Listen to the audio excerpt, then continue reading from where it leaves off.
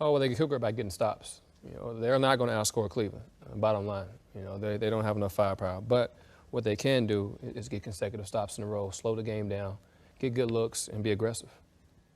And what he's talking about in terms of slowing the game down is it's about tempo. And he's good enough to do that because, again, we talk about the genius mind that he has. Some guys can make the game go fast. Some guys can make it go slow. I don't know if Toronto has that mind power, that mental power to speed up the game or make it go slow, because LeBron James on the other side is also such a creative genius with the basketball in terms of controlling the tempo and controlling the flow of the game. So do they have the mental stamina to keep up with what LeBron James is doing from a controlling the tempo standpoint? Like, he can sit here and say, yeah, we can do it. I don't know if Lowry or DeRozan can get to that intellect in terms of how do I slow the game down? How do I speed it up? How do I take the crowd out of it? How do I get to the foul line? When do we call a timeout? What's the ATO that's coming out? I don't know if they bring in that type of anti-Shea case to the basketball game. I would say, and I get where Isaiah's going. I think the one thing about it, though, the way you know what? I use a football analogy, right? In football, if you want to slow the game down, you run the football, right? In basketball, if you want to slow that game down, you attack the paint. And that's what they are built to do with DeRozan and Lowry. The fact that they didn't shoot a free throw, first time since they've been teammates that collectively they didn't attempt a free throw. So that, to me, tells me that the mindset wasn't where it needs to be. So if they can consistently – remember, Cleveland's not a team that blocks shots. If you can run good offense and get into the paint and attack – and get to the free throw line, it gives you rhythm offensively, and it also gives you an opportunity to play 5-on-5 defense. A lot of that stuff we saw at attacking early and getting into the paint was because they were in transition or early offense where Toronto didn't get their defense set. So if they can do that, it can change the dynamic of the game a little bit, and it's going to give their team confidence because you're only as confident as your best players.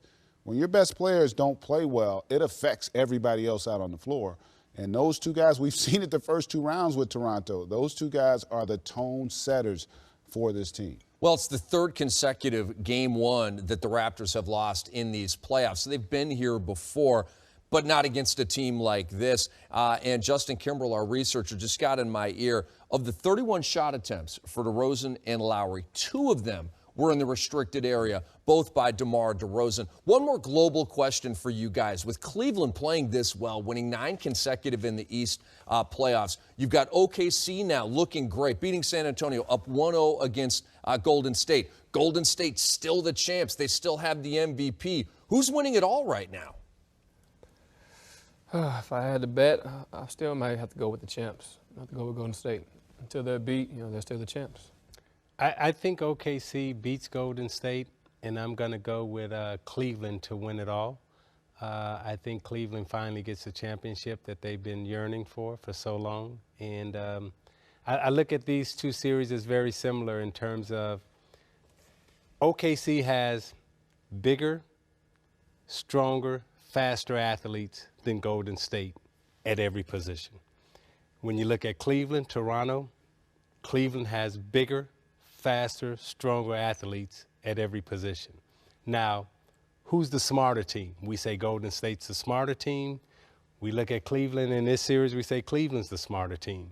But from just sheer athleticism, size, length, and everything else, OKC, Cleveland are the 2 best, most athletic teams left in the Final Four. And I would say that is true.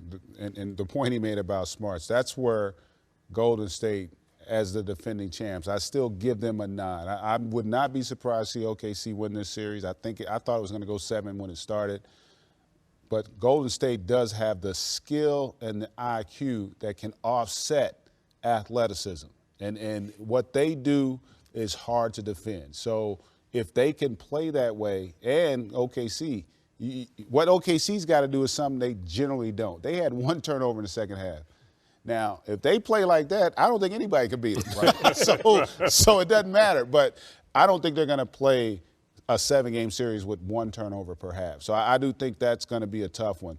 But having said that, even though Golden State's the champs, and I think they're the favorites, I think Cleveland is the team that may end up winning it if they can stay healthy and get there. And it's no disrespect to those, because I think all three are capable. And I hate to knock Toronto like this, but right now Toronto's just a notch below, I think, in terms of the overall makeup of that roster.